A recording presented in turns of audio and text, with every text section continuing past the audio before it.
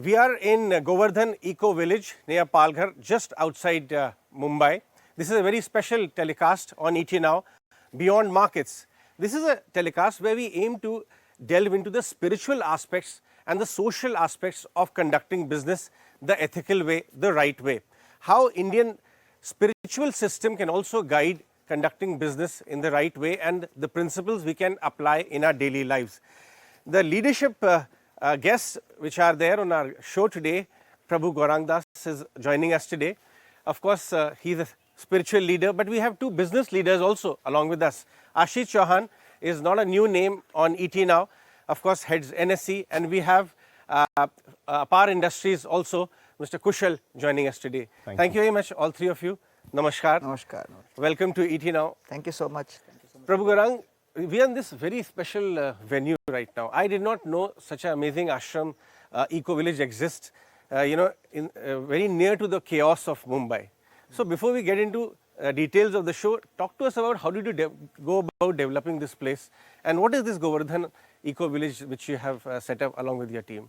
Well, Ajay, you know that almost 80 crore of India's population lives in the villages. Correct. So after ISKCON had developed its temples across 800 temples in cities, we thought we should also do something in rural India. And therefore, we decided that let us try to connect the needs of the people in the city to the needs of the people in the village. As you know, people in the city are looking for peace. Yes. Because 370 people are committing suicide in India every single day. Depression, anxiety, all kinds of mental health disorders are growing. So, could the needs of the people in the city be connected to the needs of the people in the village? So, people in the city are looking for peace. Correct. People in the village are looking for paisa. So, this is a project. Is he indicating towards you? Well, they are very much part of this journey because they have been very actively involved in creating an ecosystem where society can be integrated in a holistic manner. Okay. So the three aspects of this eco village is spirituality for self-transformation, sustainability, whatever you see has been developed as per Indian Green Building Council's green building norms. Okay. And third is social impact, and both Ashish Bhai and Kushal Bhai have been very much involved in advising and actually actively participating in the social impact in whole of Palghar, which is such a poverty-stricken district right next to the financial capital of India that there is only 27,000 rupees per annum per capita in this district of 30 lakh population. So Kushalji and Ashishji, so nice to be with you today here. Why don't you tell a little bit about how you have associated with this cause and why it is important for business leaders such as yours, because most of them are watching us right now. Our target audience is completely business, as you may understand. A lot of them will get inspiration from both of your messages as well. Kushalji, why don't you start?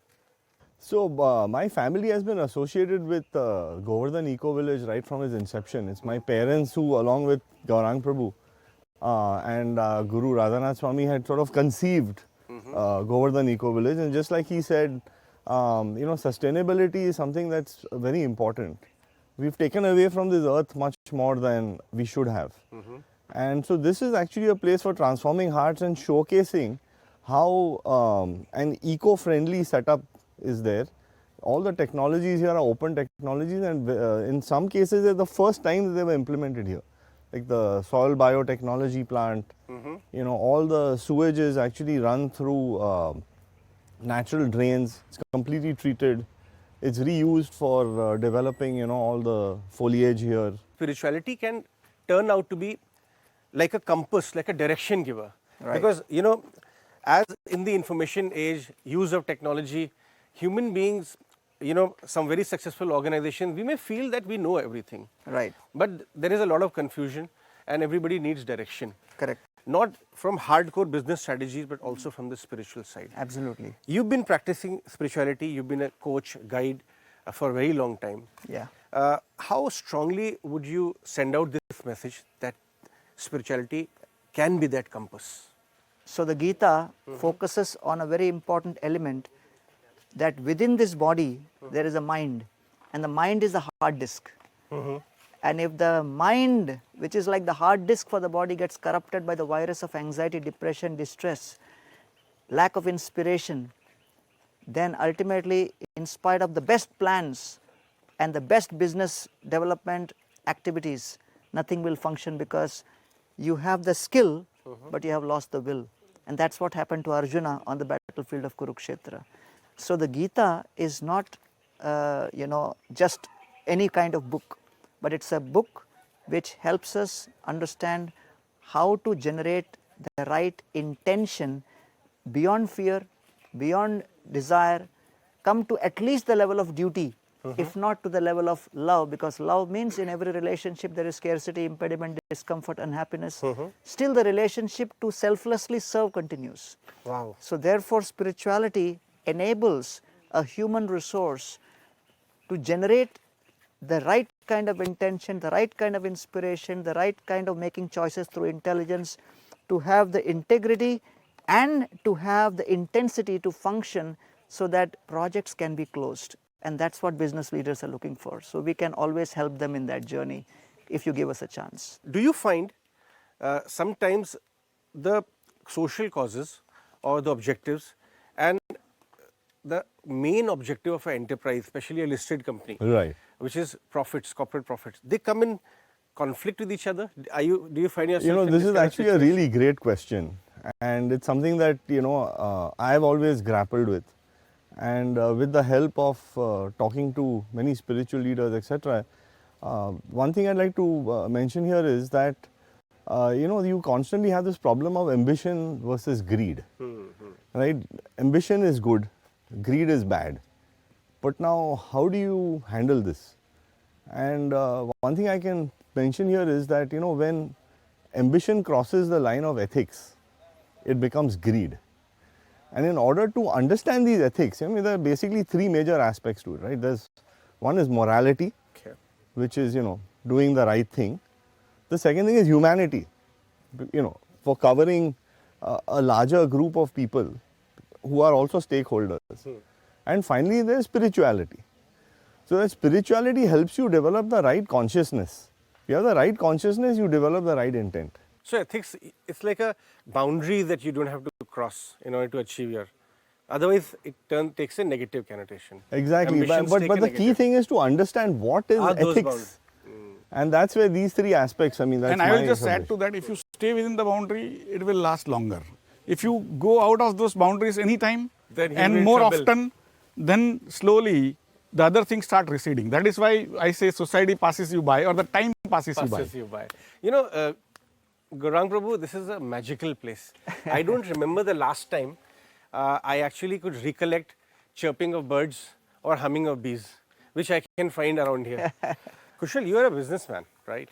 You represent the business world. Can good social causes and responsibility towards the nation, all of that fuse in good economics as well? By running a good enterprise, include people at the bottom end of the pyramid into entrepreneurship or some kind of job opportunities, as you were talking about? So yes, it really starts off with the consciousness and the intent you have. So, in order to bring in the lower sections of society, those who haven't had the opportunity of getting education and training, there are places like the Govardhan Skill Center. It's the third largest skill center in the country for, tribals. This whole area is a very tribal dominated area. And so the idea is that you infuse values and you give them vocational skills, so that they can either become a valuable member of a working company or society, or can start a micro business in their village. I think there are initiatives being done in that direction, like Haribol, even on the side of food. I mean, the purest of the food, best quality food, and people who are putting it together are social. There's a social cause as well as an economic. So we started incubated this Haribol foods. And really, it's a form of conscious food, and it's a company with a cause and a mission, which is basically to bring purity, as Gaurang Prabhu said over here, that the fuel. Then there are a lot of people today who are becoming more conscious in terms of where is the source of the food coming from, and they're really wanting to actually benefit the supply chain. So what Haribol does is like a platform that is helping providers in terms of bringing purity of food. So you have very high quality milk. It's ahimsa milk. So the farmers are actually taking on a pledge that they will support the cow not only during its milking period, but also beyond that, and also support the progeny of the cow, even if it's a bull. And there are so many farmers who want to grow organic crops. They want to grow the right kind of crops. They don't have a platform where their produce can be marketed properly, or they are not exploited. So Haribol is actually a platform that has been created, keeping in mind the ethos of ISKCON, but helping the providers as well as the consumers. And then as this platform gets valuable, then the profits are going towards some of the initiatives of ISKCON to help propagate this healthy and good form of To grow living. the business of good. In a way. Exactly. All right, So gentlemen. these days, sir, you need money for everything. Absolutely. So that's if the fuel. money is generated and put into a good cause, it can have a significantly larger impact in the society. Exactly.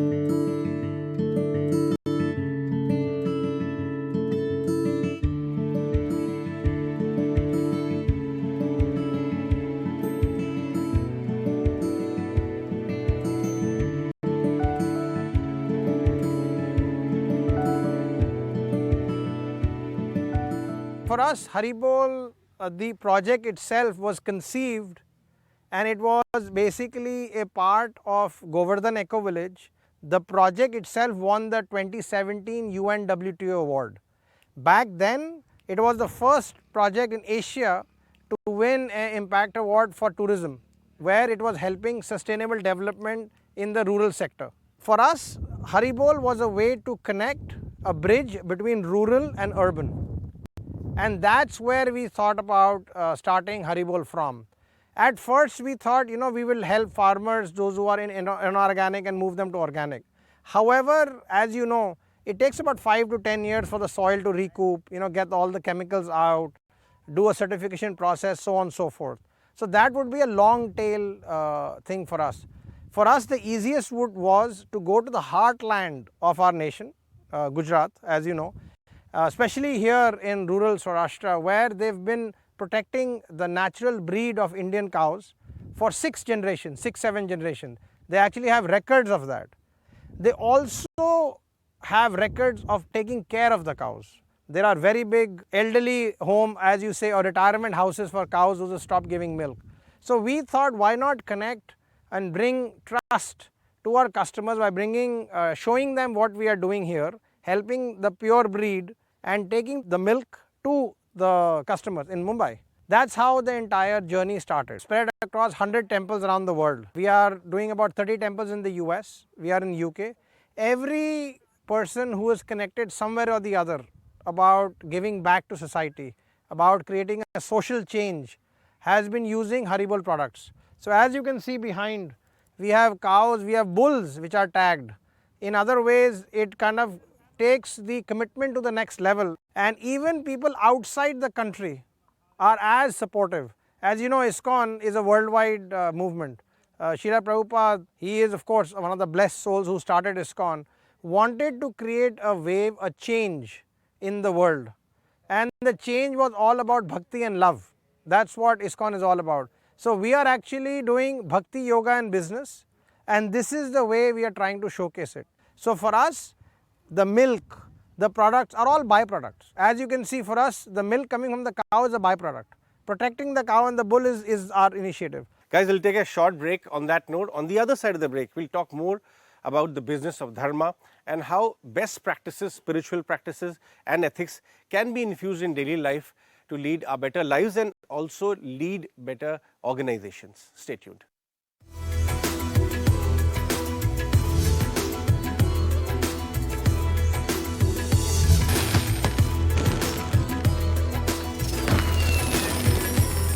When Akbar became the emperor in 1565 AD, he had a little different strategy on how to be in India.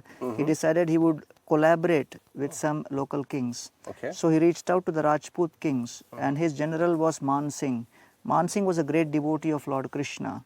And as part of the political collaboration, the bargain was that Man Singh would take support from Akbar in developing Vrindavan.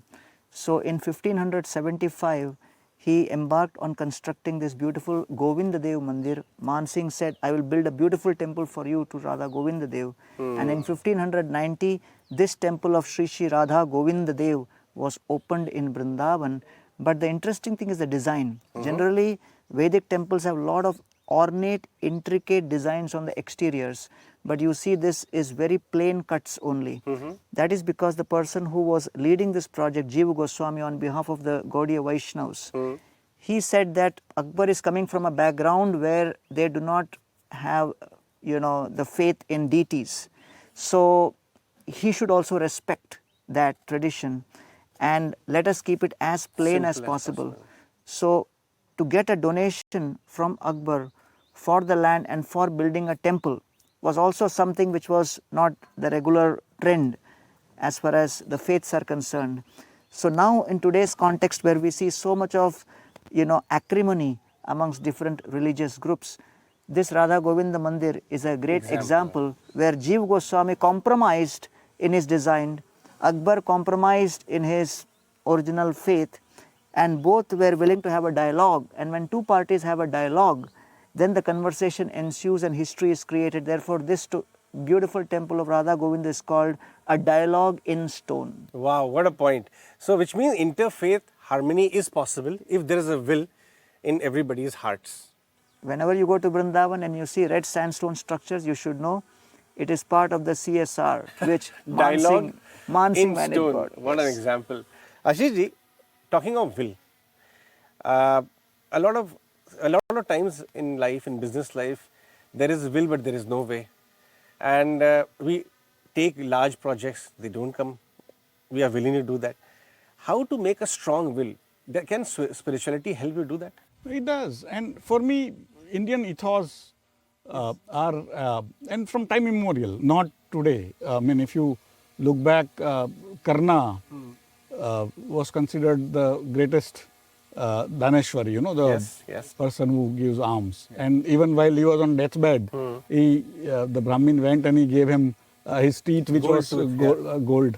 So effectively, we have a tradition during medieval and other ages also. We had Bhamasha, and recently also we had a lot of charity like what Kushal Bhai is doing, or Tatas have been doing for very long, over almost 100 years. And so effectively, Indian corporate ethos have been always about social good, and slowly it is also getting formalized. In some ways, Companies Act 2013, with CSR contribution being compulsory for a company beyond a particular size, that 2% of the profits have to go for social causes. I think nowhere in the world this kind of laws exist, and they are being implemented in letters and spirit. If you see why so many education institutions are getting held, so many training centers like his are coming up, so many toilets are getting made. These are all as simple things such as toilets. Right. And for me, in Indian business always has been part of the society in a very intertwined way. It's just that we have, in some ways, to some extent, we have focused on some of the aberrations and try to make a big sort of situations out of it. And that in the same context now in 2019-20 budget, I think Honorable Finance Minister announced the social stock exchange. Yes. So how do we create that trust back even into social sector? Because what has happened over 30 years after setting up of NSE and screen-based trading and slowly increasing the corporate governance standards, that today India has become pretty much the best in class in terms of not only the technology part or the speed of execution, but also in corporate governance. And that probably she had a thought of bringing it in the social sector. That's why she said, okay, these institutions can do well. And that's how social stock exchange she announced in the budget. And then 2022, SEBI came out with the regulations. Now we have more than 20-25 NGOs listed, and you have to raise some minimum amount. Okay. There are sort of structures which have been created, and more structures will be created. But effectively, the social stock exchange is also a very exciting project that is coming up. I'll take a closing comment from all three of you. Because we're talking about few villages here, but these villages form a taluka, they form a state, all of them put together form the nation, and all of us citizens alongside. The initiative which all three of you are talking and the thought process which you're talking about also takes the direction of a stronger India. Your thoughts? Ajay, a very important point you have brought, because every time people come and say, okay, you're doing great, but you know, what's next? And how will people plug and play with this? So you'll be happy to know that, you know, Ashish Bhai and myself are working on a very, very important training and development project, because as you know that organizations are basically comprising of 4 things: recruit, which is attract talent; train, shape the talent; retain, engage the talent; and sustain, which is actually care for the talent. But now if we want to create people with ethics, so we are embarking on a journey of establishing in the month of January, we will be launching School for Mindful Leadership and Ethics. And this is going to be both on online and offline, and it is focused on philosophy, culture, corporate leadership, ESG, and political leadership.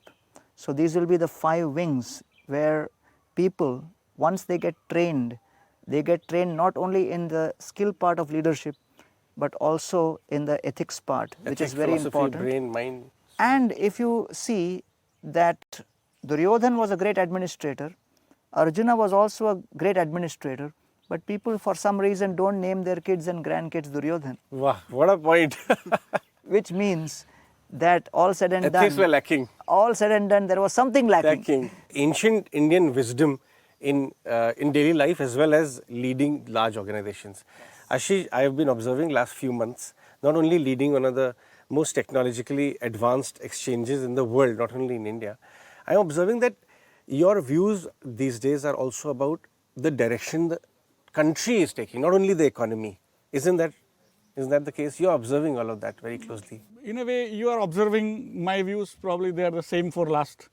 But you are maybe voicing it on social media better, or maybe in our chats. No, fair. And sometimes people listen to you in a different way, right? So which is fair. But for me, the way I look at it is, all my life has been about creating organizations which scale, and also create behavioral patterns which are socially desirable and do collective good. Collective good. Right. So that's where the stock exchange comes in, that we are able to create trust, where a person sitting in Jorhat or Dibrugarh is able to put in her hard-earned 10,000 rupees or 1,000 rupees in a company in Salem, having complete faith in the country's governance, country's parliament, country's judiciary, country's administration, regulators, and also stock exchange, and absolutely more for the entrepreneurs, that person is going to use the money efficiently, and when people like him make profits, they will share with those shareholders. It's such a leap of faith, right? Yes, for it a is. person sitting in remote corner, 1,000 rupees for her is important. Clearly. And that's where for me,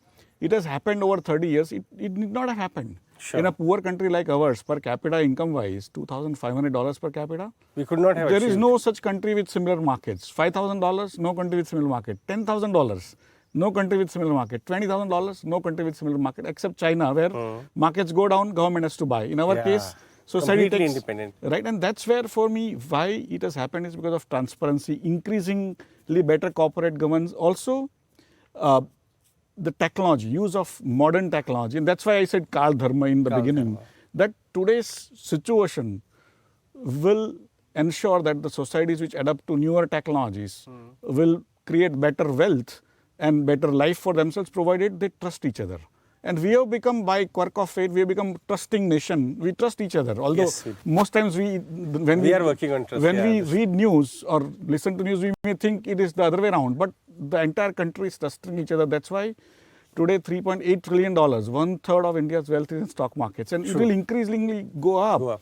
And similarly in social areas, how do we bring that in spiritual areas, all our ancient wisdom, we bring it and distill to create replication of, say, Govardhan Eco Village in all districts on their own. It doesn't have to be a franchise or that model, but people come here, learn, set up their own stuff, and that's what my perspective is, that how do we create scalable models. Excellent. And, so that's the skill you're trying to bring to the table and, kind of infuse it in the larger ambition and vision. Kushal, last comment from you. You gave that very good answer, that how businessmen's project execution skills, accounting skills, scale, all of that can be used for achieving these kind of projects. So what's the next project on your mind? Well, right now we've just incubated Haribol, Yeah. and it's such a important platform because food has so much adulteration. Yes, yes. Milk is associated with adulteration. Food, you don't know what you're eating. दूध what में पानी chemicals तो are in it. हजारों साल से मिलाया जा रहा है. So this is one initiative that Okay. we have. I've been So also Haribol working. is- Haribol is one initiative. I've been, Govardhan Eco Village is another one. Sure. The skill center is a third. This skill development, because society's consciousness determines pretty much everything. The whole role of trusteeship. In the old days, you had the Raja Rishis, Yes. the kings who were like rishis and benefactors of, and their kingdoms The thrived. concept of Raja Rishis. So, आज के date में Raja Rishi तो नहीं है, but business rishis are there. Sure. There No, I'm sure this are- conversation there will. are great business people who've achieved a lot. And if they start taking the role of what the Raja Rishis had, Because after all, how whole much does society a gets person transformed. want? How much does a family want beyond a point? But when you start becoming an administrator like a model of Raja Rishi, I'm sure this concept will, trigger a lot of things in a lot of business people's minds who are. Actually, Ajay, that's the reason why we are creating this school for mindful leadership and ethics. And the acronym will be SMILE. Okay. S for school, mindful leadership, MI, L, and E for ethics. Wow. So this is something which will make all stakeholders smile. And that's the idea, that the country needs powerful, positive, pure intentions to begin activities. So therefore, if there is philosophy, culture, business leadership, administrative leadership, and actual ESG, which is done with the right intention. So we are trying to focus this, and you will hear more about this, and we are very happy to have Ashish Bhai on board to advise us on how we can actually establish this SMILE moving forward, along with so many others. Outstanding. Thank you so much, Gaurang Prabhu, Ashish ji, as well as Thank you, Kushal Ajay. ji, for being a part of Beyond Markets on ET Now. Thank you very much for your time. Thank you.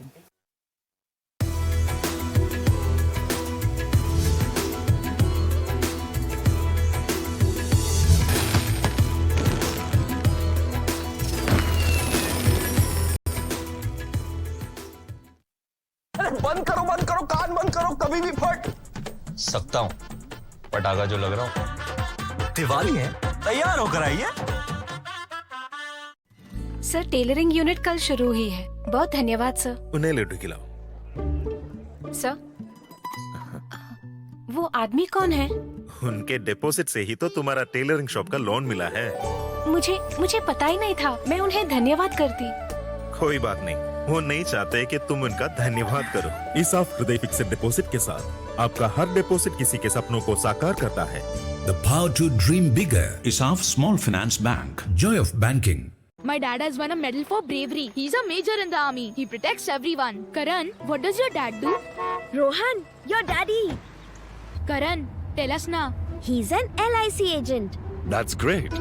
Imagine what if something untoward happens? So? Well, Karan's dad provides proper guidance to protect our family's future. We are proud of our million-plus agents who continue to protect countless lives. We welcome you to LIC. Visit your nearest LIC branch.